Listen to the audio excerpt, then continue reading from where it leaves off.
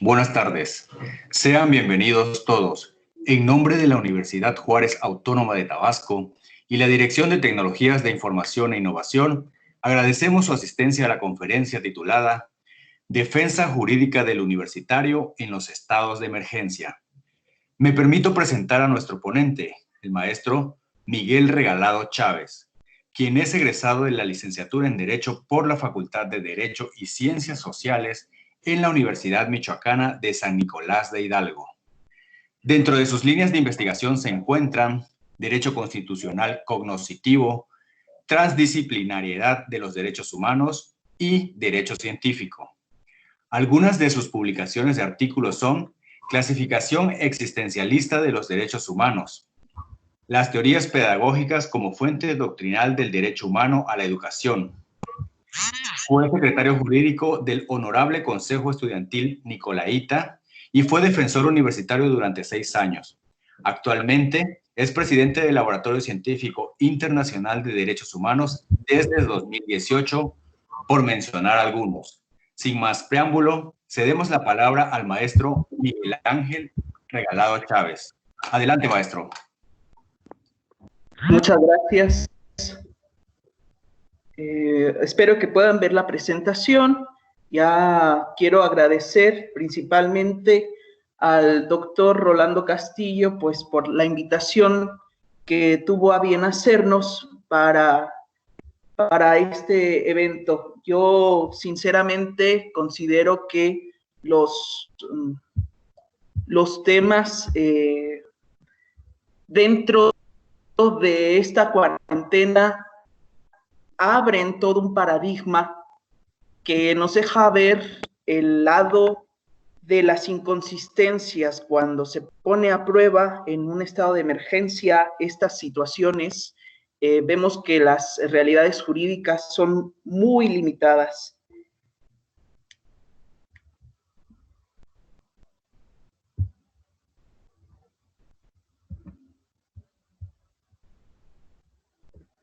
Voy a compartir mi presentación para que ustedes pues puedan tomar notas si es que así gustan hacerlo.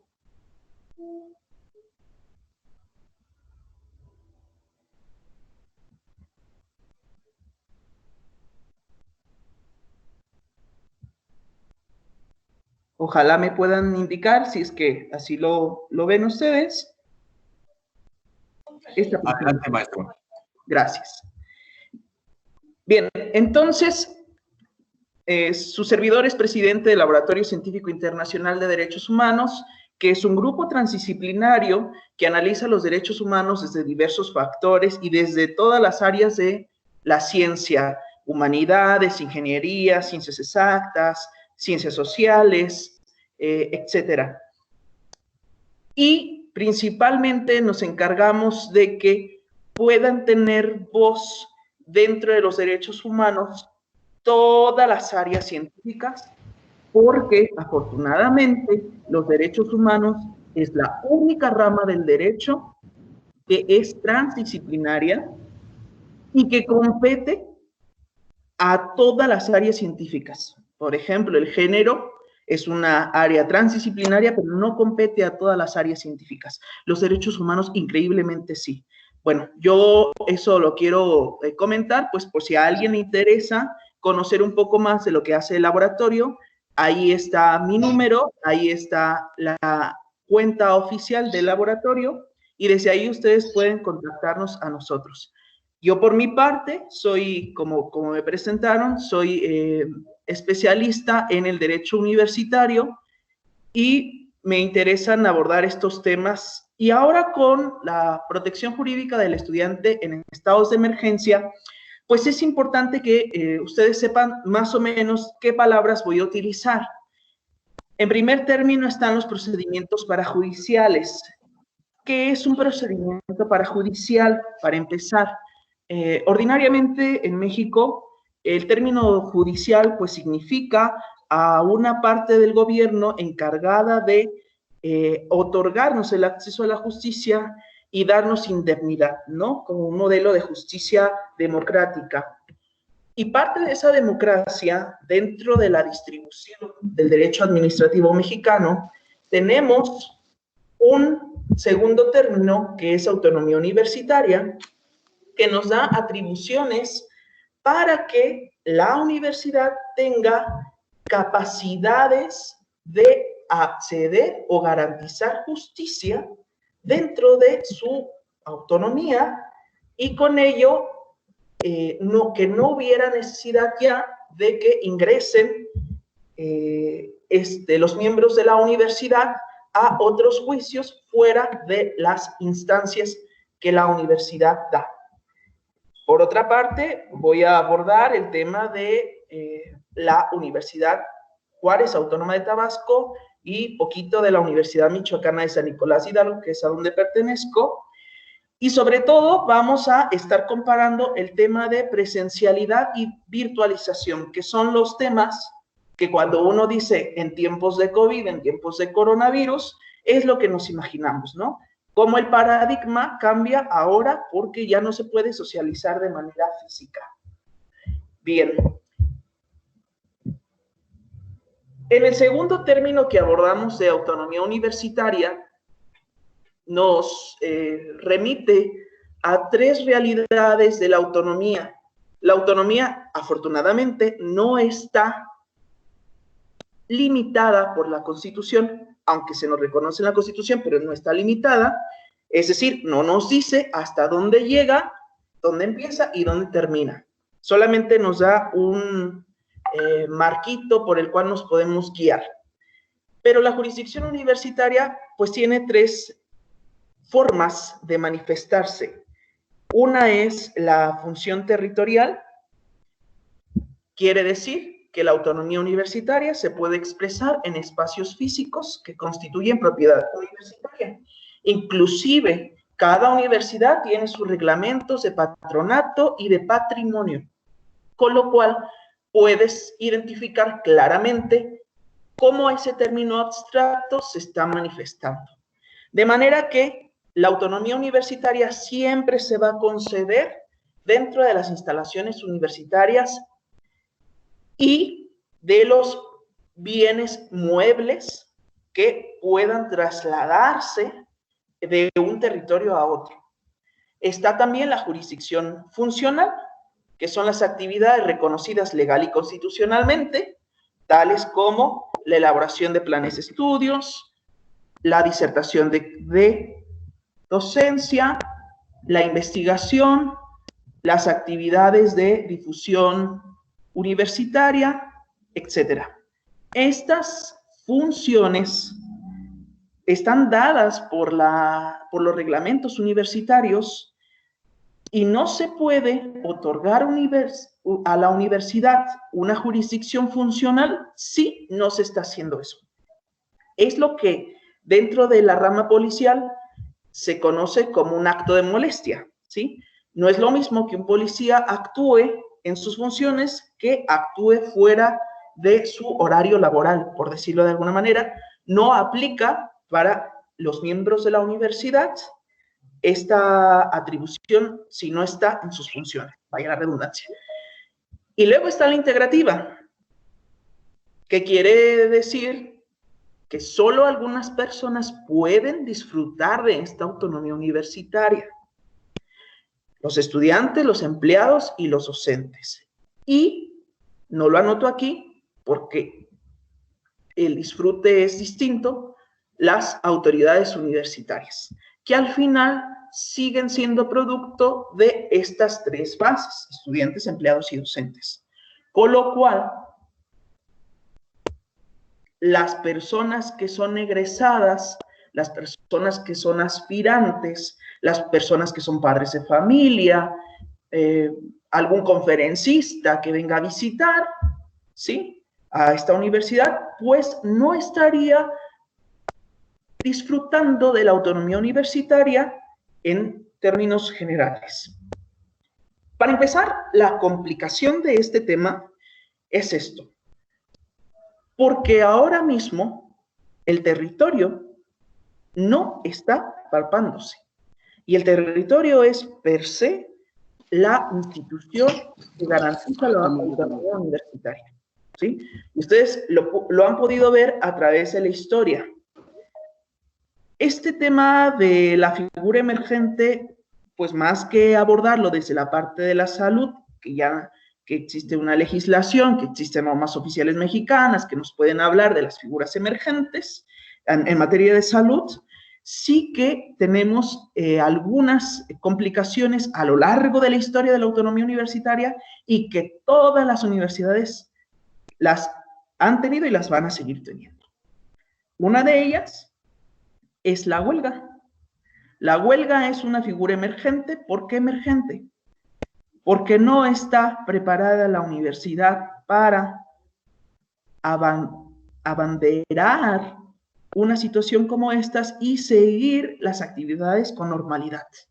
La huelga, pues, es una figura del derecho laboral, seguramente ustedes han escuchado de ello, en el que cuando un sindicato así lo determina a través de su asamblea, no continuará con las actividades que le tocan en su contrato colectivo de trabajo hasta que no se cumpla. Si se declara que es legal y legítima esa huelga, entonces no habrá manera de cómo los estudiantes puedan seguir aprendiendo, ¿sí? Están otras figuras como la de una persona contratada por tiempo definido, que será esta persona las que le puedan dar a la universidad las clases normales que ellos requieren, pero esas personas son conocidas por no tener base sindical dentro de la universidad y por ende tiene que obedecer a su patrón, que en este caso sería la universidad, con lo cual no tienen la viabilidad de sumarse a una huelga, ¿sí? Todos los estudiantes, ojalá me escuchen muchos estudiantes, son los profesores que terminan concluyendo su periodo de clases, pero los profesores que avalan la huelga, pues no. Tenemos también los conflictos estudiantiles y me encanta porque, por ejemplo, en la Universidad Michoacana de San Nicolás de Hidalgo, cuando hubo un conflicto estudiantil por el costo de las inscripciones a cada semestre, ¿sí? No solo hubieron trámites judiciales, sino que también hubo, por ejemplo, en la Facultad de Psicología, una toma de las instalaciones hasta que no se garantizara determinada exigencia de gratuidad que solicitaban los estudiantes. Y finalmente, los allanamientos de la fuerza del Estado, que es la ocupación ilegal de las instalaciones universitarias para sabotear las actividades docentes, ¿sí? De alguna manera, esto tiene ya un trasfondo político muy fuerte que se puede ver en los conflictos que tuvo la Universidad Nacional Autónoma de México en 1968, en 1972, y la Universidad Michoacana hace 5 años tuvo la ocupación del Estado cuando, como lo pueden ver en la última imagen, los policías ingresaron dentro de las instalaciones de las casas de estudiantes y bueno, creo inclusive hubo casos de tortura. Esta huelga, estos conflictos estudiantiles y ese allanamiento de la fuerza del Estado dificultan las garantías de la autonomía universitaria. ¿Cuáles son estas garantías o competencias que tienen al menos 34 universidades en México?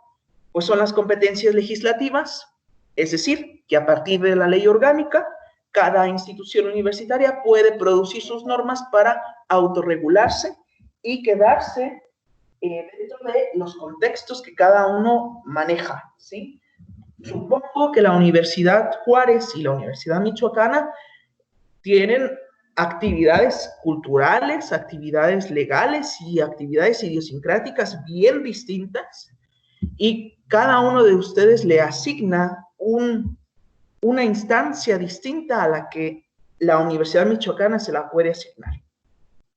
Están las competencias judiciales, o mejor dicho, parajudiciales, que es que la jurisdicción no solo se limita a regular las normas, sino a hacerlas valer mediante instancias para garantizar el acceso a la justicia educativa, que tiene que ver con la parte laboral propia de la universidad, con la parte de evaluación y con la parte de investigación. Finalmente están las competencias ejecutivas. Bueno, cada uno tiene un autogobierno, cada instalación dentro de una universidad tiene un representante legal, tiene actos de administración y actos administrativos, y finalmente una competencia que no la tiene ninguna otra figura en el derecho administrativo, que es la competencia de supervisión. Queda muy ambigua, no se puede definir, pero la competencia de supervisión no es más que duplicar una competencia ejecutiva con fines educativos, meramente para evaluar y planificar nuevas políticas universitarias, pero por parte de la Universidad Autónoma. Bueno, hay formas de atender los conflictos ya mencionados, los estados emergentes. Cuando existe huelga y se restauran las actividades, se adapta el calendario escolar, se retrasa una semana, se retrasan 15 días, se modifican los acuerdos de evaluación entre los profesores y estudiantes. Seguramente ustedes han de haber tenido un profesor o profesora que fue muy estricta cuando les platicó la forma de evaluar, sucede la huelga y les dice, bueno, yo les dije que les iba a evaluar el examen, iba a valer tanto, el ensayo también iba a valer determinada calificación, pero como ya no alcanzo a evaluarles el examen o el ensayo, entonces va por ahí una participación, va a valer esto. Es decir, adapta ese profesor o profesora sus propias normas de evaluación. Recortan el plan de estudios, es decir, íbamos a ver 4 capítulos dentro de mi plan de estudios, pero ahora vamos a ver 2, porque ya no nos da para más. Y clases fuera del aula. Esto es muy interesante cuando se trata de las clases extramuro, que lo tengo aquí abajo. Las clases extramuro, por ejemplo, en la Universidad Michoacana son ilegales. En la Universidad Michoacana, un profesor o profesora, por más amor al arte que tenga, no puede asesorar o atender a un estudiante o a todo el grupo fuera de la instalación, ¿sí?, designada dentro de sus obligaciones laborales. Entonces, si yo doy para una sección o una clase o un aula y les digo, no, es que hay huelga, pero yo igual quiero que ustedes terminen, yo sé que les gusta mucho mi clase, vamos a vernos en un café. Bueno, pues cuidadito de que ese profesor asista a una clase extramuro, porque se va a hacer acreedor no solo a una sanción sindical, sino también a una sanción universitaria. La primera reflexión que quiero que ustedes vayan pensando en sus acotaciones o preguntas es si el uso de plataformas digitales alternas como el Zoom, como el Skype, como el Google Classroom, constituye una clase extramuro, porque al final de cuentas ya no se está satisfaciendo la educación presencial, ¿sí? Que esta cuarentena lo está haciendo así. La pregunta siguiente sería si se puede adoptar por parte de la Universidad Juárez Autónoma de Tabasco clases a distancia de un sistema presencial. Bueno, yo estoy más bien leyendo las normas de la Universidad Juárez, las mías, las de la Universidad Michoacana, me las sé de pies a cabeza, pero estuve viendo qué tan semejante tenía esa universidad, las normas con mi universidad. En muchas cosas, la Universidad Juárez nos supera. Creo que garantiza la seguridad jurídica de mejor de mucho mejor nivel que la Universidad Michoacana. Y que por otra parte, esta rigurosidad, luego lo que llega a tener es que es mucho más complicada la satisfacción de una norma, porque esta a su vez ya está relacionada con otras 15 normas. Estoy hablando de la Autónoma de Tabasco. Entonces, quiero hacer algo yo, pero tengo que observar otros 15 reglamentos, porque cada reglamento me está hablando del mismo acto, ¿sí? Pero, repito, esta universidad tiene mejor seguridad jurídica que mi universidad, la Universidad Michoacana. Pues bueno, este tema de la cuarentena, el confinamiento, lo que tiene que ver es si realmente se puede dar una clase virtual desde la norma, porque seguramente algunos de ustedes ya tienen la clase en línea, ya han tenido exámenes en línea y seguramente ya tienen hasta una calificación. Eso es interesante verlo desde el derecho, porque como les repetí en un inicio, pensamos que el derecho está preparado para muchas circunstancias, pero este tema emergente, aunado a los otros tres, pues no. No tienen una preparación normativa para adaptarse a un contexto. Por ejemplo, el reglamento del sistema de educación a distancia de LOJAT. Mi universidad no tiene un reglamento de educación a distancia, aunque tiene educación a distancia, pero no tiene reglamento. Ojo, nosotros nos regulamos por el Reglamento General de Exámenes, pero ustedes tienen uno especial de sistema de educación a distancia que define una serie de requisitos para que se pueda brindar clases en línea, de manera que no podrán acceder a las prerrogativas o sanciones del sistema a distancia.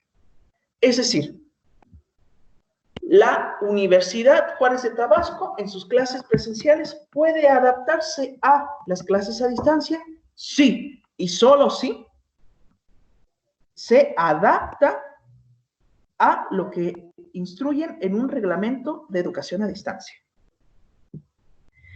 Solamente bajo esas normas se va a aplicar un derecho o una protección al estudiante para no dejarlo en estado de indefensión o sin seguridad jurídica.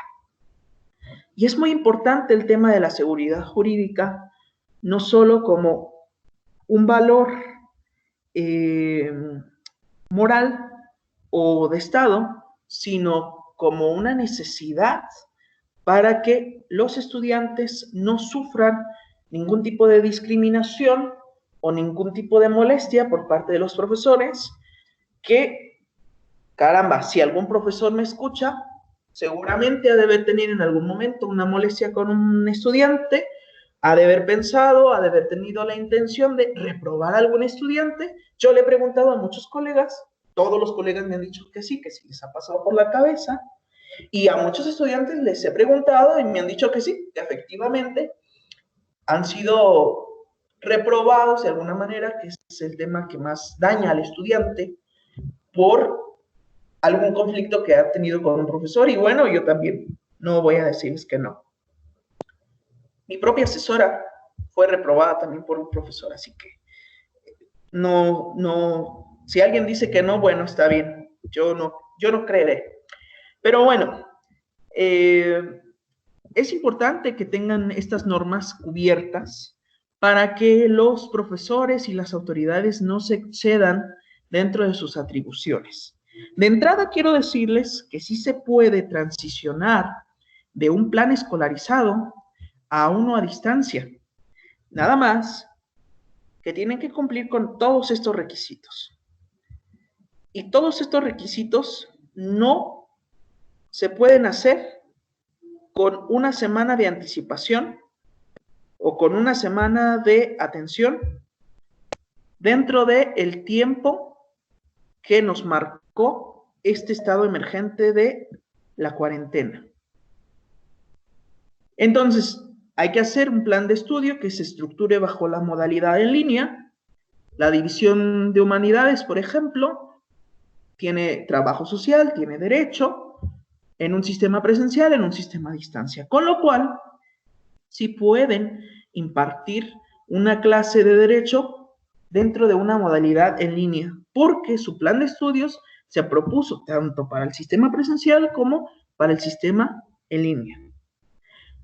Pero digamos que otras licenciaturas que no tienen este plan de estudios así, tienen que solicitar la aprobación por el Comité Institucional del Sistema de Educación a Distancia.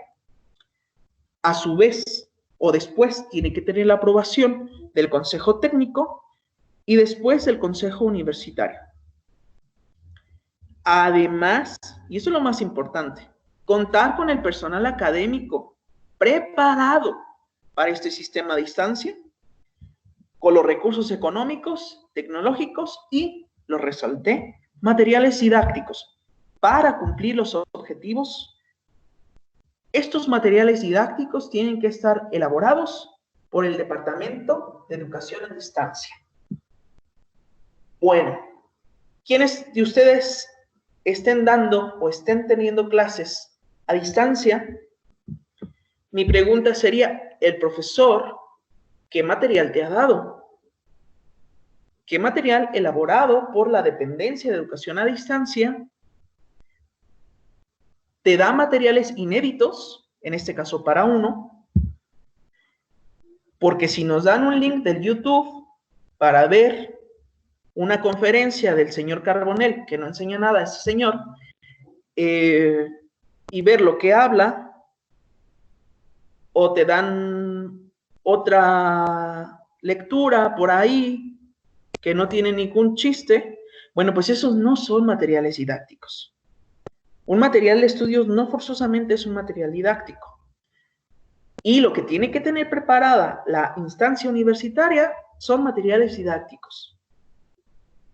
Esta elaboración o trámite burocrática, necesaria por cierto, pues tiene por lo menos una duración de 4 meses netos, con lo cual no hay posibilidad material de que legalmente se esté satisfaciendo la seguridad jurídica para los estudiantes en una transición de la modalidad presencial a la modalidad a distancia.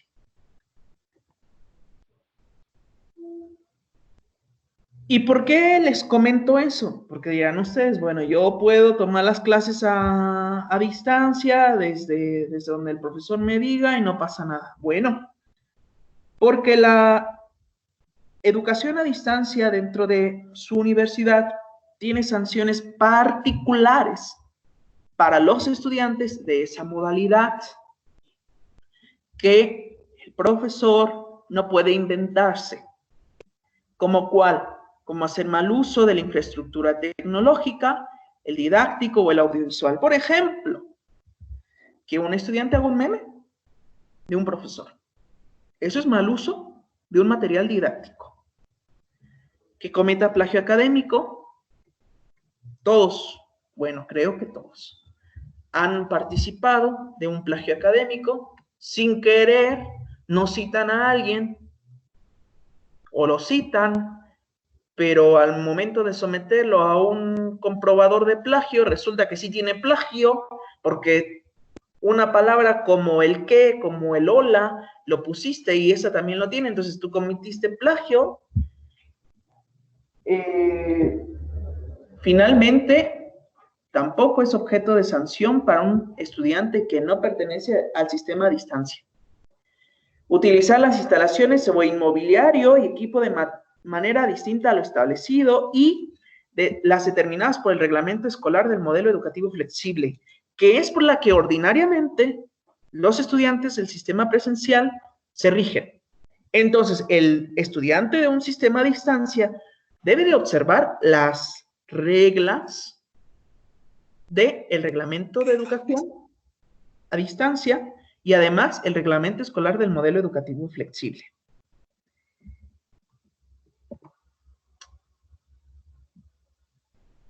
O sea, realmente mi preocupación aquí es que no solamente el estudiante se encuentra en un estado de indefensión, también el profesor. Y eso es importante. Espero que su universidad sea muy respetuoso de los derechos humanos. De hecho en unas láminas siguientes voy a hablar bastante bien de esta universidad. Y aquí en el artículo 90 del Estatuto General de la OJAT, dice que los miembros del personal académico y los alumnos son responsables ante las instancias respectivas para el efecto prevenga la legislación universitaria y serán sancionados por participar en desórdenes dentro, ojo, jurisdicción territorial de la universidad, o por faltarle respeto, amenazar y o agredir físicamente, ojo, nuevamente, jurisdicción territorial a algún miembro de la comunidad universitaria. ¿Sí? ¿Qué quiere decir? Que nosotros, sin afán de provocar algún tipo de actividad así, sí que si alguien puede sentirse ofendido por alguna participación dentro de las clases, pues no puede sancionar al estudiante, ¿sí? Tampoco al profesor, porque no está regulada la agresión virtual, solo la física. Bueno, también está el haber prestado ayuda fraudulenta en exámenes de aprovechamiento. Que aquí nada más quiero puntualizar, exámenes de aprovechamiento no es una figura que esté reconocida por el reglamento escolar y por el reglamento flexible. Están el examen ordinario, extraordinario y el especial. Pero el examen de aprovechamiento no está, yo no lo vi por ninguna parte de los reglamentos. Así que, bueno, pues si nos vamos a una interpretación literal o semántica, quizás ahí tendríamos un problema. Quizás tendríamos que irnos a la interpretación teleológica, que es justamente lo que compete en estos momentos. Interpretaciones teleológicas, que es para ver el fin de lo que el legislador universitario en su momento quiso decir, pero quizás en su momento no se imaginaba la existencia primero de mecanismos alternos virtuales, ¿sí? Porque no sé cuántos años tenga esta producción normativa de estas legislaciones, supongo que bastante. Mi universidad lo tiene desde hace 40 años, entonces hace 40 años no se pensaba en una educación a distancia, mucho menos los estados emergentes. Bien. Esta enseñanza y esta evaluación a distancia, para que fuera viable, requiere, aparte de lo mencionado en el plan de estudios, requiere una capacitación del docente, requiere cursos propedéuticos y cursos de taller de introducción a la distancia para los estudiantes. A los estudiantes virtuales, ellos sí tienen un curso propedéutico y un curso de introducción. Un acompañamiento tutorial, 48 horas, límites para contestar dudas y calificar trabajos, videoconferencias calendarizadas, modelo institucional del sistema de educación a distancia y un repositorio de materiales. Bueno, de entrada, el artículo 7 del Estatuto del Personal Académico impide esto, ¿sí? Porque solicita que se desempeñen en lugar y horarios establecidos, lo cual no ha ocurrido en términos de modificar estas formas de desempeñar, no se han modificado. Pero entonces tendrían que cumplir estos requisitos, digamos, en el idóneo. ¿Qué es lo que pasa? Bueno, a mí puntualmente, si yo estuviera en su universidad y me diera clases el profesor que me da inglés, pues mi profesor de inglés me está respondiendo los fines de semana todas mis dudas y me está evaluando todos mis trabajos el fin de semana. Para la educación a distancia de la Universidad Juárez, muy bien, te dan 48 horas para que califiques y contestes dudas. ¿Sí? Entonces, aquí el profesor tendría que observar que tiene que estar muy al pendiente de lo que el estudiante le pregunte o le mande de trabajo para calificarlo en el momento.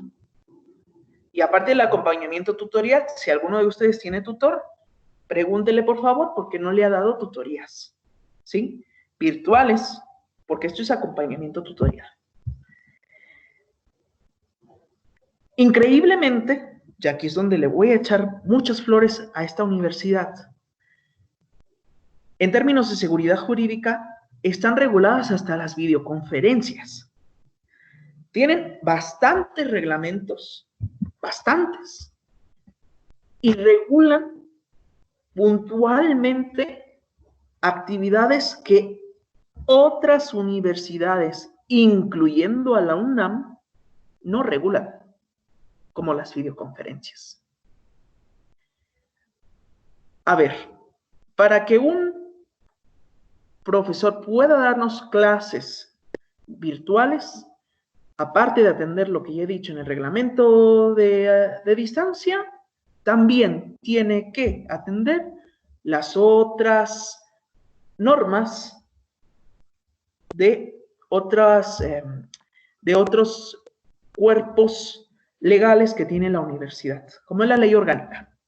La ley orgánica, que además me encanta, reconoce puntualmente que no se puede someter de manera extraterritorial a sus normas sin observar antes la de la Constitución, y aquí puntualmente define tales como objetos religiosos y propaganda política. Eso no se puede enseñar de manera directa o indirecta dentro de la clase o la función o la jurisdicción funcional que tiene la universidad. Entonces, si yo prendo mi cámara ahora mismo, yo soy su profesor, imaginen que soy su profesor, prendo mi cámara ahora mismo y detrás de mí está una crucesota, o está la Virgen María, ¿sí? O está la Biblia del Corán. Pues, ¿qué creen? Que yo de alguna manera estoy dando o violando, perdón, la laicidad requerida en el artículo 5 de la ley orgánica por tener objetos religiosos a la vista. O que me ponga una gorra, ¿sí? De alguno de estos partidos, ahí promoviendo a lo que ustedes gusten, a lo que ustedes quieran, pues también estoy haciendo propaganda política. Entonces, pues vean, yo no los insto a que busquen por ahí algún chismecillo, pero busquen lo que tienen los profesores detrás, y si alguno de ellos tiene una cruz, tiene lo que ya les mencioné, pues digan, profesor, haga favor de retirarlo, porque no puede usted promover este tipo de actividades, ¿no? El artículo 80 del Estatuto del Personal Académico, también, eso es una complicación, contabiliza la inasistencia justificada, ¿sí? Y lo sanciona si tienen inasistencias 3 días seguidos o 5 días dentro de 30, es decir, dentro de 30 días yo profesor, falto 5 o 10 en todo el periodo, es decir, súmenle las que ya había faltado el profesor en clases, más las que falte ahora en el virtual. Eso es una complicación real, ¿eh? Ojo, ahí el profesor puede tener una complicación, ¿sí? Si el profesor no cumple con las videoconferencias pactadas, como lo repetí antes, dentro de el lugar y horarios establecidos. Si se adapta para la videoconferencia, tendrá que respetar el tema de los horarios establecidos. Entonces, profesor que falte a esa clase, pues ya estará contabilizándosele. Y puntualmente hay que ver otros factores que no pueden ser imputados para el profesor, tampoco para el estudiante, ¿eh? Mala señal, se congeló la imagen, se fue la luz, es decir, esos temas que no tocan, sobre los cuales no hay control para el profesor o para el estudiante, pues sí que normativamente tienen que existir otras vías de contabilización distintas. El artículo 53 de los lineamientos del uso de las TICs también tienen, estos lineamientos también regulan los correos electrónicos. Me encanta, o sea, tienen una seguridad jurídica que de verdad me impresionó. Regula el adecuado uso del freeware, ¿sí? Prohíbe la libertad de expresión y mantiene a salvo las comunicaciones institucionales. ¿Cómo prohíbe la libertad de expresión? Estos lineamientos. Ahí yo sí lo veo como un punto malo porque dice puntualmente que los correos electrónicos no pueden distribuir spams u otras cosas que no atiendan puntualmente a las clases y a los temas académicos. A ver, si mi universidad tiene elecciones en este periodo, yo no puedo decirle o comunicarle a otra persona a través de mi correo electrónico, oye, ¿sabes qué? Me voy a postular, vota por mí. O vamos a planificar algo, ¿sí? O vamos a adaptar nuestra libertad de reunión constitucionalmente reconocida ahora a una libertad de reunión virtual a través del correo institucional, que es el oficial para todos. Pues no, no voy a poder hacerlo. Si yo comparto por error un spam, ¿sí? Que en este caso quedaría dentro del marco de la libertad de expresión, u una opinión por parte sobre el docente, que eso es una garantía de la libertad de discusión de ideas, que es una garantía constitucional por el artículo 3º, fracción 7ª, pues tampoco voy a poderlo hacer. Digo, interpretación literal. Bueno, ahora sí vamos a entrar al área de la protección jurídica. Yo ya les hablé de las complicaciones adaptativas de un sistema presencial a un sistema virtual. Y lo estoy haciendo para la Universidad de Tabasco, porque esta universidad es la que ahora me da la oportunidad, pero los estándares son para todas las universidades, ¿eh? O sea, no vayan a creer que su universidad no ha tratado de hacerlo mejor. Sí que lo ha tratado de hacer. De hecho, repito, tiene una normatividad muy buena que permite dudar, ¿sí? De si es posible o no. Y hay otras universidades que definitivamente no se puede. No sé por qué tienen más a dar clases a distancia si no se puede. Está sancionado, está prohibido. Pero bueno. Ahora entrando a los procedimientos de evaluación, como les comenté, hay un derecho procesal judicial dentro de las autonomías universitarias y puntualmente para el estudiante dentro de mi universidad hay 3 recursos que tiene esta universidad. Estas no están dadas per se dentro de la norma bajo este término. Su servidor, que ha estudiado 7 años las leyes universitarias, pues a veces me doy el atrevimiento de nombrarles porque tienen que identificarse de alguna manera. Está el recurso de estricción. El recurso de estricción es el procedimiento por el cual uno puede quejarse si la evaluación no está dada dentro de las fórmulas legales para calificar. Entonces, si un profesor me puso mala una calificación errónea, yo me merecía un 6 y me puso 7, Bueno, entonces yo puedo someter ese recurso de restricción. Y ese recurso de restricción en la Universidad Juárez de Tabasco se llama recurso de designación y recurso de inconformidad evaluativa.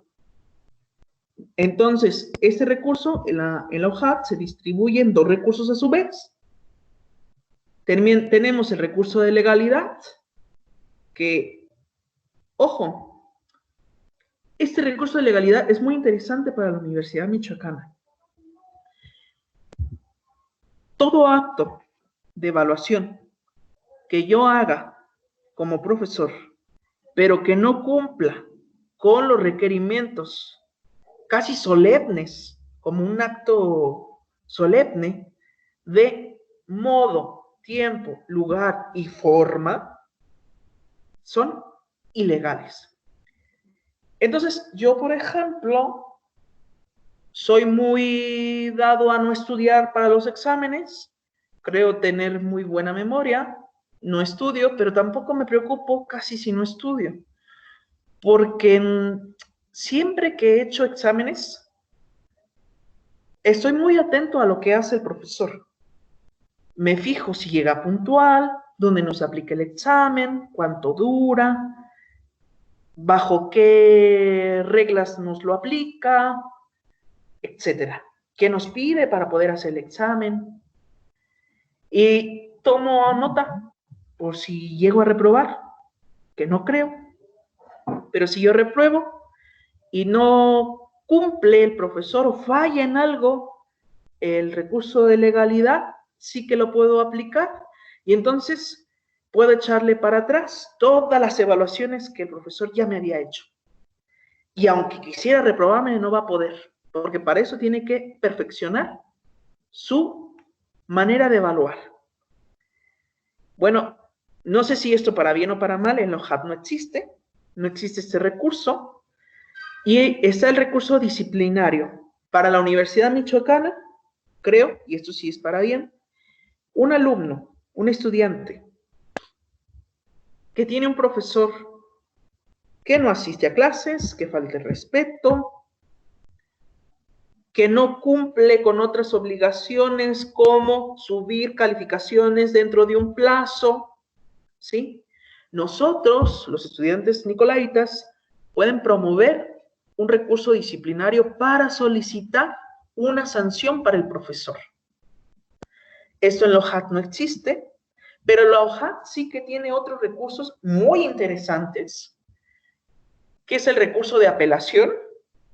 Lo tiene para presentar cualquier inconformidad sobre una decisión dada en un recurso o para otras actividades que no tienen un recurso específico, está el recurso de apelación. Y es otro muy interesante, que es el juicio ordinario universitario. Este se promueve ante la Defensoría de los Derechos Universitarios, que no actúa como una defensoría de oficio, sino como un tribunal,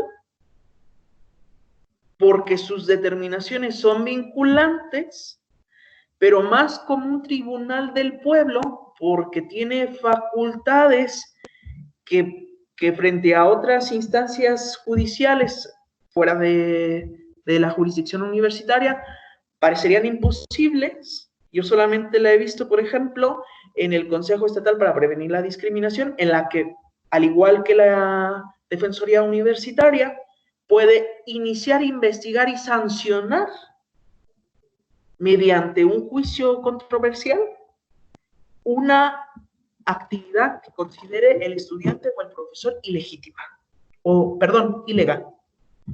Y está el juicio de inconformidad docente, que este es justamente el que pueden solicitar ahora si es que alguna autoridad decide evaluarles su asistencia a las videoconferencias, porque el estatuto del personal académico lo contempla. Bueno, este juicio de inconformidad docente puede hacerse por las inasistencias en tiempo y lugar, entendiendo en tiempo y lugar como una educación áulica presencial que está,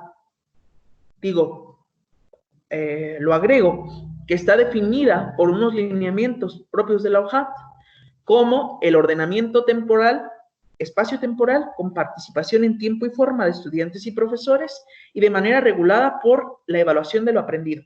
Entonces, si un estudiante, estimados profesores, dice, no, es que sabes que el profesor no llega puntual a la videoconferencia, o no sabe usar el apagado del micrófono, no sabe cómo enseñar, pues, a distancia, entonces yo también haré mi observación sobre que es deficiente su enseñanza. Y entonces el profesor tendrá estas dos dificultades a nivel legal. Otra de las cosas que hay que ver aquí es el plazo que tiene la Universidad Juárez para inconformarse dentro de los procedimientos dados. El recurso de designación, que es la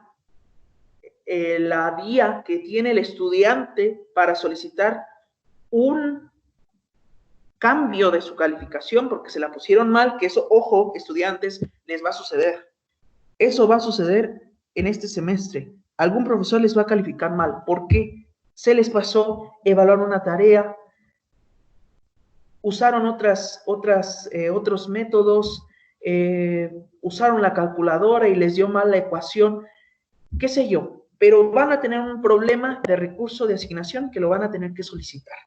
Tiene un plazo de 10 días y se puede apelar. El recurso de inconformidad evaluativa, que es si un profesor les está evaluando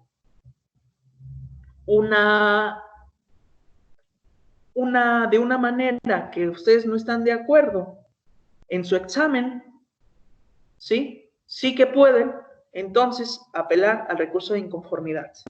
Un juicio ordinario universitario, ¿sí? Si un profesor les agrede sexualmente, si les humilla, como esta profesora que creyó haber cerrado su cámara y que inmediatamente que pensó que cerró, dijo una sarta de groserías sobre los estudiantes, entonces pues podrán acudir a un juicio ordinario universitario.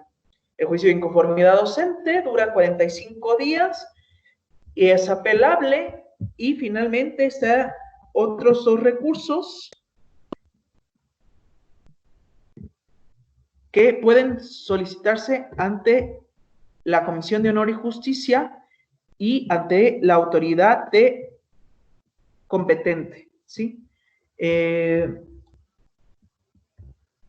recurso de apelación, pues es el que yo ya les comenté, y está otro recurso, que a lo mejor ustedes no lo pueden ver, pero se llama recurso de salvaguarda. Este recurso de salvaguarda es muy importante porque aplica solamente para los estudiantes del sistema a distancia, que es ahorita en el hipotético en el que todos nos encontramos. Si un profesor se ofende porque ustedes cometieron plagio académico, ¿sí? Que es una sanción exclusiva para los estudiantes de distancia, y la dirección le sanciona con una suspensión de lo que ustedes gusten, ustedes pueden salvaguardar su derecho sometiéndolo a un recurso, al recurso de salvaguarda, ¿sí? Y también es apelable. Para que estas adaptaciones sean legales, debemos de observar la producción normativa universitaria, que es justamente la competencia legislativa que tiene la universidad. Y por ejemplo, en la OJAT, todo lo que diga una autoridad universitaria no tendrá vinculancia hasta que sea publicada en la Gaceta de Juchimán. En esta Gaceta todo se hace ley. Entonces, ¿qué pasa? Pues que ustedes entonces consulten la Gaceta de Juchimán para ver cuáles son las actualizaciones por el tema del coronavirus en relación a sus evaluaciones.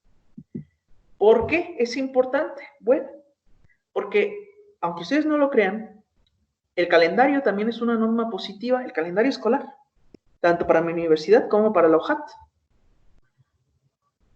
Se regula, lo sanciona Consejo Universitario y entonces tiene que ser obligatorio.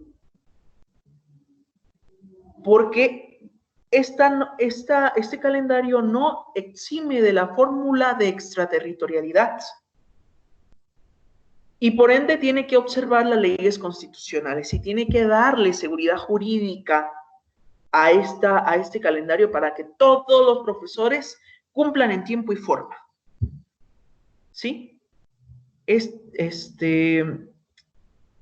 Y como les comentaba en diapositivas anteriores, la Dirección de Tecnologías de Información y Comunicación, ¿sí?, que es la que regula las videoconferencias, tiene una facultad regulatoria con la que puede establecer criterios, y es la única que establece criterios de videoconferencias.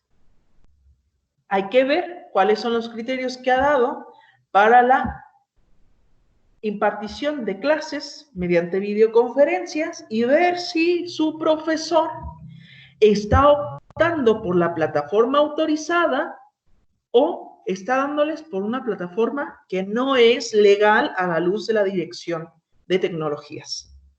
Porque seguramente muchos de ustedes tienen clases, unos con Google, otros con Skype, otros con Zoom, otros con otra plataforma, otros con Facebook. Y pues resulta que la dirección solamente autoriza una. Entonces hay que ver cuál es la autorizada. ¿Para qué? Para que cuando ustedes les apliquen una evaluación y tengan un conflicto porque se les fue la luz o lo que sea, ustedes generen un folio. Y ese folio les queda a ustedes como evidencia probatoria en dado caso de que acudan a un recurso de asignación o uno de inconformidad evaluativa. ¿Sí? Porque entonces ya no son ustedes responsables de esas evaluaciones, sino que se le imputa a la propia Dirección de Tecnologías. Ya casi para concluir, la producción normativa para esta adaptación deja una posibilidad de que se adapte el calendario, pero este tiene que ser aprobado por el Consejo Universitario. Su rector está muy comprometido, no tengo duda, con que las clases se den y que no se pierda el avance que ya tenían. El rector, efectivamente, el 12 de mayo del 2020, publica un reajuste del calendario a través de la Gaceta de Juchimán, con lo cual da viabilidad jurídica, da certeza para que continúen con las actividades virtuales. Nada más que quedó limitada, porque en la parte donde dice que se va a dar clases virtuales, están, como aquí se los pego en un recorte de lo que dice esa gaceta, son consideraciones de los programas de estudios de posgrado. Y aquí dice que fueron ajustados al sistema de tecnología virtual para las actividades con esa capacidad. Y las actividades presenciales obligatorias de investigación y la práctica profesional se realizarán atendiendo la sana distancia, por lo que las actividades no se han visto afectadas. Tiene aquí dos complicaciones. Primero, que refiere a los estudios de posgrado, y segundo, que solamente se concibe como consideraciones, no como norma. Ahí hay una dificultad que tiene que perfeccionar esta universidad para darle certeza jurídica al estudiante. Bueno, ahora, ¿qué pasa con el juicio ordinario universitario que se puede promover ante la Defensoría Universitaria? Pues esta defensoría yo la estuve buscando de manera virtual y me doy cuenta que no hay ninguna adaptación al requerimiento de la cuarentena. Con lo cual, si ustedes tienen ahora mismo una inconformidad, algo que atender, resulta que la Defensoría no está adaptándose. Ojalá que alguien le pueda decir a la Defensoría que haga por lo menos un comunicado en el que disponga los correos, disponga los formatos para descargar, se puedan llenar y se puedan documentar y puedan establecerse las atenciones a las que se les obliga. ¿Como cuáles? Bueno, pues como la de atender, substanciar, mediar y resolver sobre las quejas motivadas por un incumplimiento normativo. Y si no lo hace, el Consejo Universitario puede destituirle. ¿Por qué? Porque la Defensoría tiene que adaptarse a esta situación. Ellos sí que no necesitan de una autorización superior para adaptarse, con la finalidad de atender, porque si no, ya estarían en manifiesta desatención. O sea, sabes que no puedo yo acudir de manera presencial a la sede donde ustedes están, entonces tú atiéndeme ahora, tú busca las maneras en las que yo pueda acceder a tus actividades. No cumplir con sus responsabilidades y no reunirse una vez a la semana. Bueno, aquí yo ya no quisiera meterme más. No sé cómo ellos están cumpliendo con esta parte de la reunión una vez a la semana. Tendrían que hacer en su momento, si solicitamos mediante transparencia información, tendríamos que ver mediante qué plataforma, a qué horas sostuvieron las reuniones con las cuales ellos motivan las resoluciones sobre las quejas. Esas son, pues, en resumen, las complicaciones que tiene la OJAT ahora mismo. Mi universidad tiene bastantes más. Y bueno, no se digan otras. Pero como buenas prácticas, quisiera comentarles qué universidades han hecho adaptaciones. Por ejemplo, la Defensoría de los Derechos Universitarios de la UNAM ya abrió un contacto jurídico y administrativo y con la dirección para que ustedes puedan, los que me escuchan desde la UNAM, puedan ya acceder y que no queden en estado de indefensión. No solamente emiten resoluciones, sino que asesoran. Entonces, sería interesante comparar lo que yo les he dicho con lo que dice un especialista en derecho universitario, otro, ¿sí?, que pueda orientarnos. Inclusive vean lo que dicen, o sea, profesores y estudiantes, cumplan con sus clases dentro de sus horarios y estén pendientes de los canales electrónicos oficiales. También da link para que te comuniques con tu director de tu escuela y dé recomendaciones a docentes para la atención a distancia cuando un estudiante tiene discapacidad. Muy bueno por parte de la UNAM. ¿Qué hizo la UAMX? Aquí me da un poco de risa porque esto yo lo estuve viendo con una amiga mía que la aprecio mucho, cómo la UAMX tuvo una complicación. Se le ocurrió a la autoridad decir que estaba muy bonito lo que habían hecho, que qué bueno que los profesores le echaran ganas, que fueran comprometidos, que llevaran sus clases virtuales, que es muy loable, pero que pues no quería complicarse la vida y que la calificación que había sacado el estudiante el semestre pasado era el mismo que iba a obtener ahora.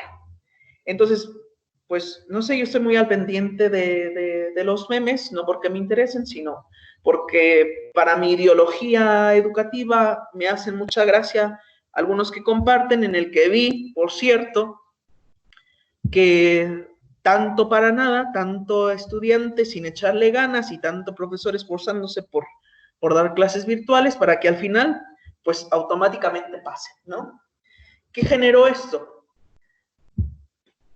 Una presión política por parte de los profesores que sí trabajaron, el sistema a distancia.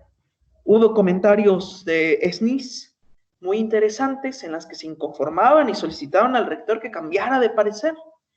Y bueno, el rector dio un nuevo comunicado y dijo, no, me retracto de lo que dije. Entonces, estudiantes, si ustedes piensan que porque no hay una seguridad jurídica en la clase para efectos de darlo a distancia, pues bueno, aquí hay un caso en el que una universidad primero dijo que no, pero que al final siempre sí.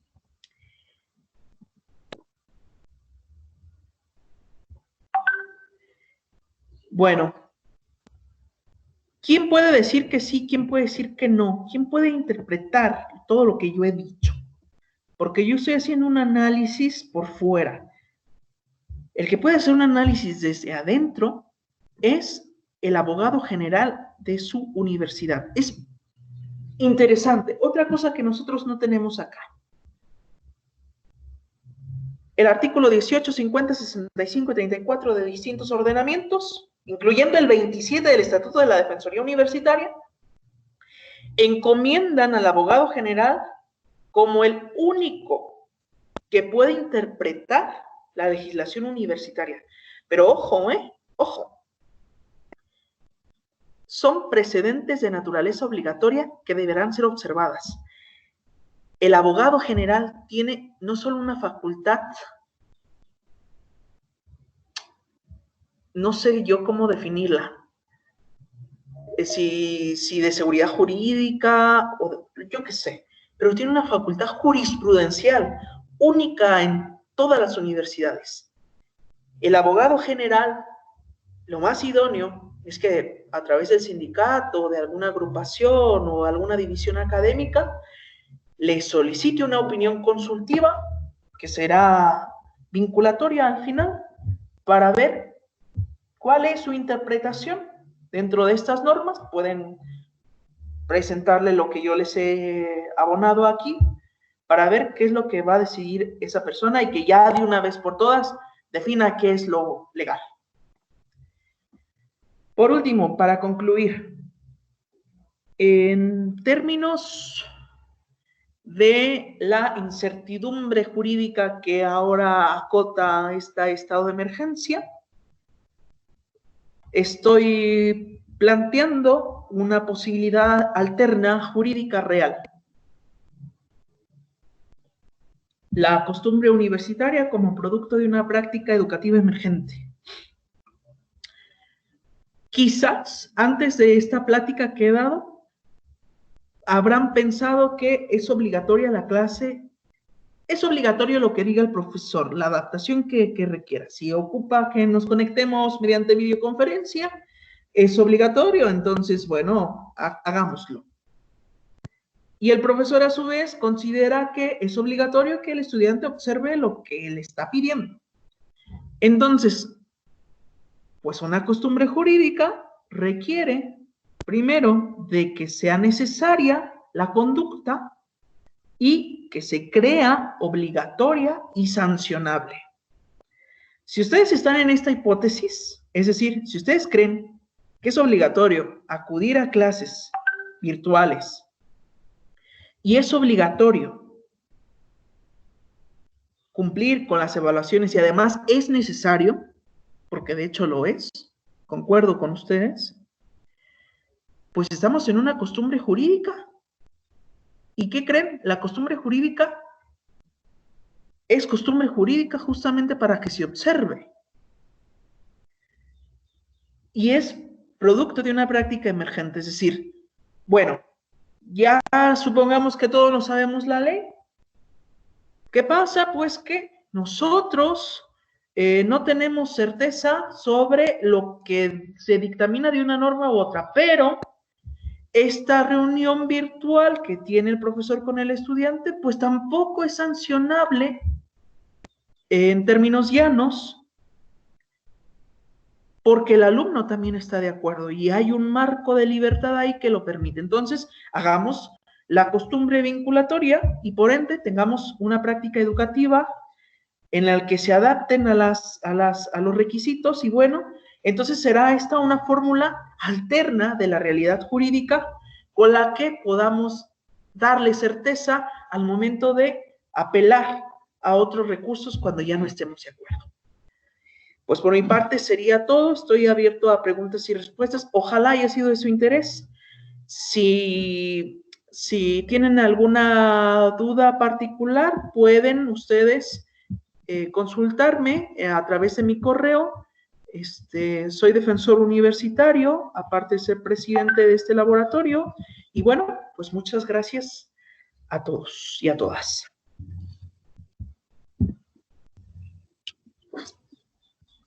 Doctor, buenas tardes. Saludos desde Zacatecas. Hola. Mi duda es la siguiente. A su valioso punto de vista, ¿qué tanto ve usted viable la intromisión del gobierno para la autonomía universitaria? ¿Qué tanto lo veo viable? Pues es inviable. Es ilegal. No viable, sino a su punto de vista lo que quiere hacer el gobierno de la intervención de gobierno ante la autonomía universitaria. A ver, por ejemplo, se abre un nuevo paradigma. El gobierno, puede interferir en las comunicaciones universitarias que tengan a través de los paquetes de freeware y entonces estaría haciendo una violación a la autonomía universitaria de manera virtual. Ahí es una de las cosas que hay que observar en este megaparadigma que se abre y sí que puede intervenir, por ejemplo, de manera virtual, puede escuchar comunicaciones, es decir, por ejemplo, las comunicaciones científicas que se hacen de investigador a investigador o de investigador a universidad cuando estén en proceso de patentización o tenga un interés el Estado, un interés político, pues sí que puede intervenir sin que se den cuenta las comunicaciones universitarias. Virtualmente, ahora presencialmente, como fuerza de Estado, como un aparato de poder, pues bueno, no entraré en detalles, no está mal visto, está prohibido legalmente, viola la Constitución y políticamente también no está permitido.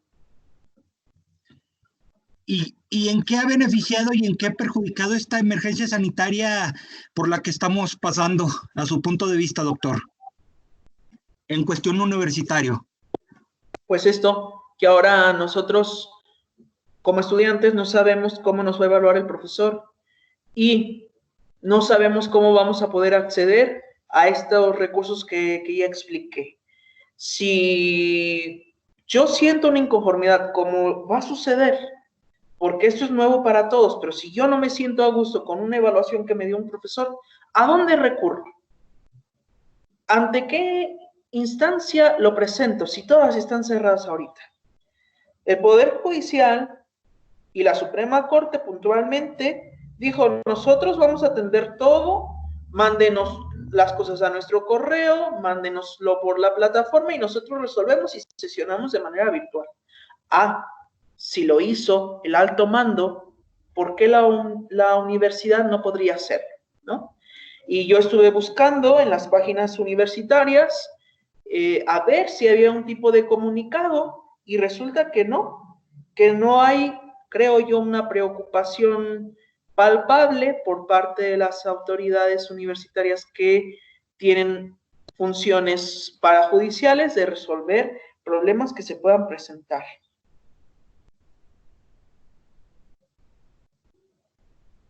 ¿Alguna otra duda? Muchas gracias, maestro, por la excelente conferencia. Estamos ahorita ya en la sesión de preguntas y respuestas. Pueden ser a través de sus micrófonos, abriéndolos, o bien pueden ustedes hacer las preguntas a través del chat.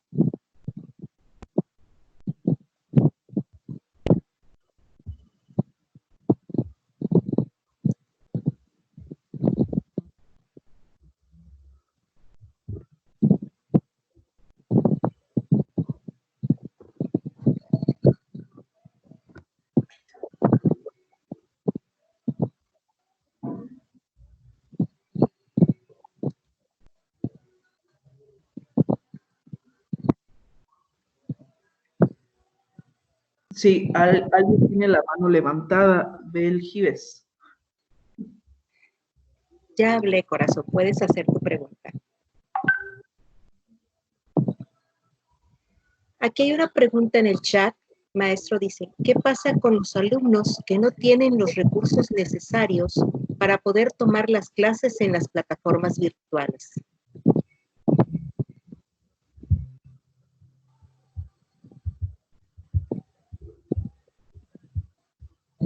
Pues ahora sí que ellos están en un completo estado de indefensión.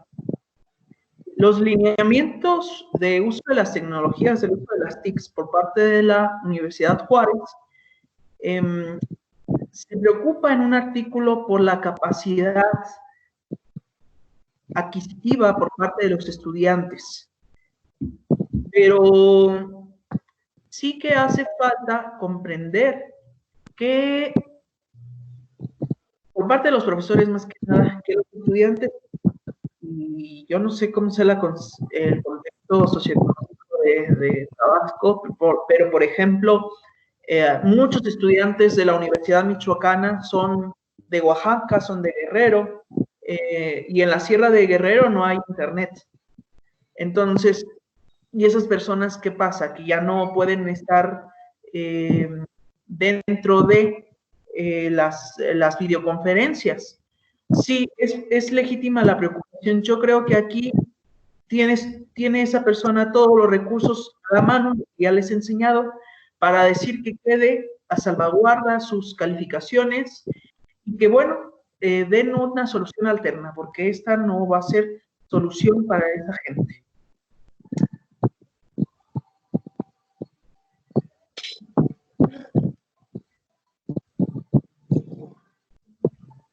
Hay otra pregunta, maestro.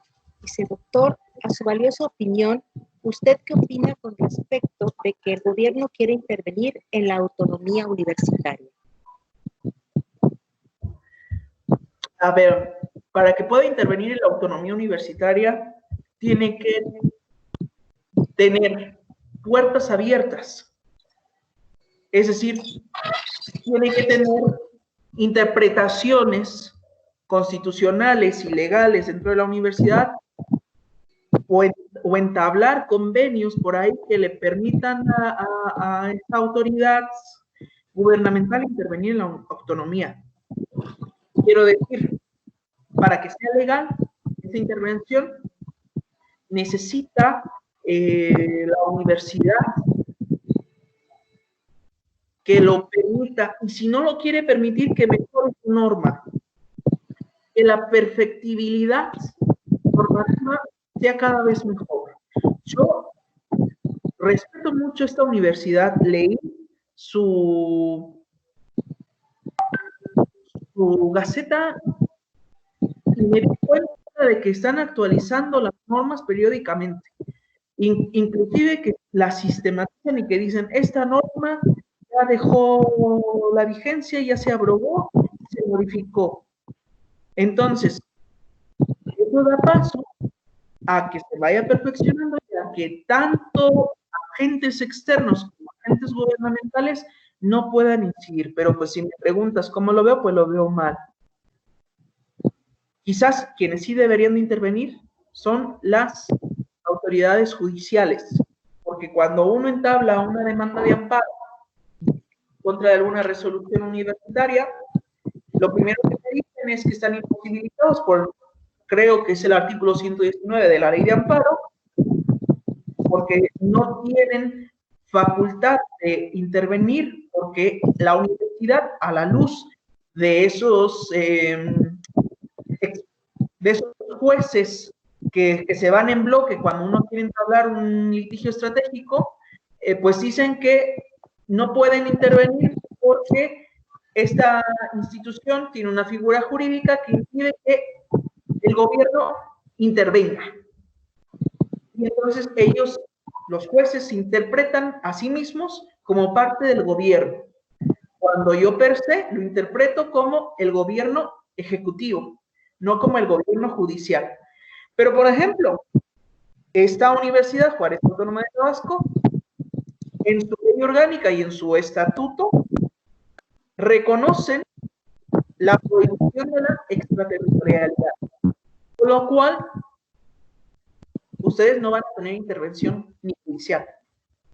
Están muy preparados jurídicamente para tener este problema. La alumna Beatriz Ramírez pregunta, comparado con otras universidades en México, ¿qué tan buena es la plataforma o la protección jurídica virtual de la UJAT? ¿De la UNAM? De la UJAT. Buena. A ver, buena, tienen que definir algunos términos, tienen que dejar en claro, para que se deje en claro, su rector necesita convocar a consejo universitario y decirle al consejo universitario, necesito que den la instrucción de que estas normas se adaptan a una modalidad a distancia, o bien pedirle al abogado general que crea o que genere un precedente con el cual las clases a distancia son producto de una interpretación teleológica, porque solamente el abogado general puede interpretar, aunque hay una contradicción en el artículo 25 del Estatuto de la Defensoría que también se le permite interpretar de alguna manera, pero bueno, el abogado general tiene que interpretar esas normas que yo les he puesto en el análisis, tiene que decir, bueno, sí, yo lo interpreto teleológicamente de esta manera. Entonces, sí puede haber una protección jurídica para el estudiante, que por otra parte ya dejaría en estado de indefensión a el estudiante que no puede acceder a una videoconferencia, como la pregunta que me hicieron al principio. Entonces, unos ganan y unos pierden. Este estado de emergencia viene a perjudicar a muchos, indiscutiblemente. La profesora Emma Estela Hernández dice, felicidades por su excelente conferencia. En la UJAD existen profesores que por su edad no se encuentran habilitados en el uso de las TICs y con motivo de esta pandemia debe de impartir clases virtuales. ¿Qué hacer ante ello? Pues que se adapten. Ahí la edad no tiene nada que ver con la parte de adaptarse a las tecnologías. Tengo una doctora muy buena, que es mi mentora, que me dio clases a distancia, me dio clases en el sistema abierto y tiene casi 70 años y lo sabe manejar muy bien. La edad no es, afortunadamente, un impedimento.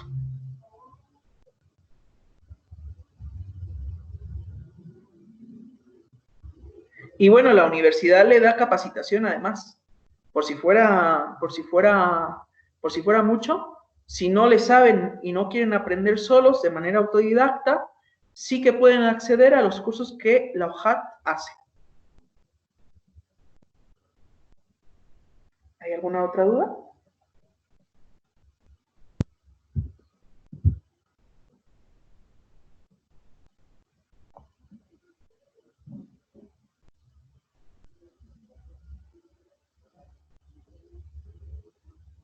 Yo tengo algunas dudas que me han hecho en la plataforma, en el WhatsApp. No sé si son todas, moderadora. La señorita Rosita Pérez pregunta, ¿qué hacer en caso de que un profesor no deje definido su criterio de evaluación y haga constantes cambios de este? Dejen en una preocupación a sus alumnos. Y eso va a suceder. Tiene que documentar la primera forma de evaluación dictada por su profesor y esa la va a usar como prueba para que cuando interponga un recurso de inconformidad evaluativa tenga la evidencia y pueda someter al jurado que va a analizar el fondo y que pueda decir, efectivamente, profesor, usted ya había dicho esto. ¿Sí? Hay que aplicar un principio constitucional que es el principio pro persona. El principio pro persona dice que la interpretación de una norma que tenga múltiples realidades será aplicada dentro de la que más beneficie al sujeto del derecho. ¿Quiénes pierden en esa hipótesis que plantea Rosita? Pierde el estudiante. Si nosotros perdemos frente a un cambio de evaluación, entonces ese grupo especializado en la materia que va a analizar el fondo de la litis tiene que aplicar el principio pro persona y tiene que decir, bueno, el profesor cambió porque tuvo necesidades y lo que sea, pero profesor, esto es lo que más le beneficia a él, porque de hecho si lo tomó, él pensó que el examen iba a valer 100% y se puso a estudiar bastante y en su examen sacó un 10 y ahora usted le quiere poner un 2 porque vale el 20% al final. Bueno, entonces yo les digo más o menos cómo tiene que ser el argumento frente a esta hipótesis. Tienen que aplicar el principio pro persona y tienen que documentar la primera forma de evaluación o la segunda o la que más les convenga frente a la que menos les conviene para que quede a salvaguarda la manera que mejor les convenga.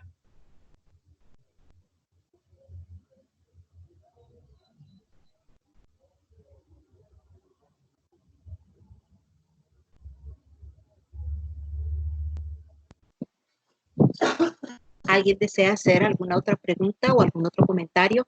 Hay muchos comentarios de felicitación, maestro, para usted. Gracias por su conferencia. Si alguien más tiene algo que agregar.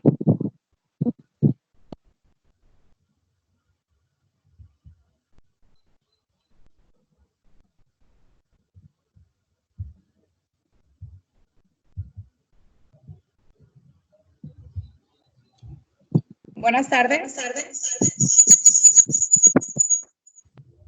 Buenas tardes. Sí, mira, mi nombre es Elsa Mayo. Primero que nada, felicitarle. Soy egresada de la UJAT, licenciada en comunicación. Estuvo muy interesante la plática y fíjate que justamente hemos como tenido esa plática con mis papás. Ellos ya son personas grandes, mi mamá es maestra y ella por cuestiones de trabajo se tiene que conectar y también está en pláticas y conferencias en línea. Me gustaría que nos dieras como un tip, y sobre todo para las personas mayores, para perderle ese miedo pues, al conectarse, ¿no? A estar en la cámara y sobre todo por la seguridad que tienes al hablar tú. Pues muchas gracias, me halaga. Yo, no es mi primera participación, es como la 30ª que he dado. Soy autodidacta, estudié algunas carreras, las estudié en línea, sé manejar la plataforma de la UNAM, la plataforma de la Universidad de Chihuahua, la de Chiapas, la de Zacatecas. Estuve estudiando algunas carreras dentro de esas universidades, en Veracruz también. Entonces, soy autodidacta por ideología educativa. Es decir, yo soy defensor de los derechos universitarios no porque lo vea como algo atractivo, sino porque tengo un compromiso ideológico, porque creo que esto es una estructura de poder. Entonces, siempre, pues esto ya me remite a mi bibliografía personal. Cuando yo descubrí hace 6 años la plataforma virtual para educación a distancia, primero pensé que iba a ser inclusive hasta una forma de estafarnos. Y me adentré y dije, no, wow, o sea, yo estoy, en primer lugar, estoy exponiendo todas mis ideas y todos mis trabajos a la manera como me gusta. Otra es que no tengo que escuchar a un profesor. Y no hay un profesor que esté diciéndome lo que él quiera y yo no estoy escuchándole forzosamente. Entonces, ellos preparan sus materiales, nos los mandan, nosotros los absorbemos y listo, se acaba la relación. Y acá en el sistema presencial, en el sistema abierto, sí que tenía que escuchar muchas opiniones que a lo mejor no estaba yo de acuerdo con ellas y que quizás si yo las debatía podía entrar hasta en un problema vis a vis. Entonces, si te pudiera dar alguna recomendación sería que ganas independencia. Yo lo veo así, como que el estudiante gana un poder que no lo puede tener en un sistema presencial. Y quizás de ahí es todo lo que me funde. Ya después hay otros parámetros de autodidactismo, que es motivación, que es aprendizaje y que es constancia o comunicación. Si saben manejar esas 4, van a poder seguir gustándoles la parte de la autodidactía. ¿Qué les sugiero puntualmente? Pues que abran un grupo de WhatsApp los profesores y que atiendan a sus estudiantes vía WhatsApp, porque correo no sirve para los estudiantes. ¿Y qué creo yo aquí puntualmente? Que no es el estudiante el que se tiene que adaptar al profesor, sino el profesor el que se tiene que adaptar al estudiante. Entonces, hay profesores que dan la clase en Facebook y les encanta a los chicos porque están en Facebook siempre. Hay otros que lo hacen de otra manera y también les rinde bien, pero no necesariamente el estudiante ya sabe manejar las plataformas, ¿eh? Y cuando no las sabe manejar, el profesor tiene que ser muy consciente de que hay complicaciones y que entonces si un estudiante te manda una semana después un trabajo porque se dio cuenta de que no le dio clic en enviar, pues al profesor ojalá que sea comprensivo y diga, bueno, sí, ni yo le sabía porque tú le vas a saber, entonces no hay problema, yo te califico los trabajos. Entre más flexible se sea, mejor tendrá la relación para sobrellevar esta situación. Pero si el profesor pone su barrera, créanme que la barrera se va a hacer más grande. Y bueno, no sé si te ayude. Sí, muchas gracias. Gracias. Pues les agradezco mucho entonces a cada una de ustedes y a cada uno de ustedes.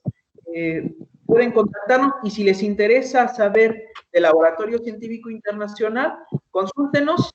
Pueden ustedes integrarse desde cualquier país, cualquier estado donde ustedes estén.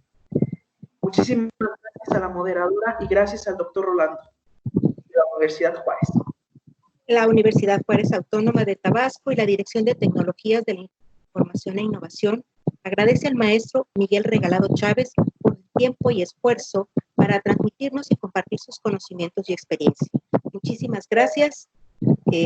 Les invitamos en la tarde, por favor, a que asistan a la conferencia Acceso a la Justicia como Mecanismo para Materializar y Efectivizar Derechos Humanos, impartida por el doctor Naín Isaac Morge Segura de Costa Rica.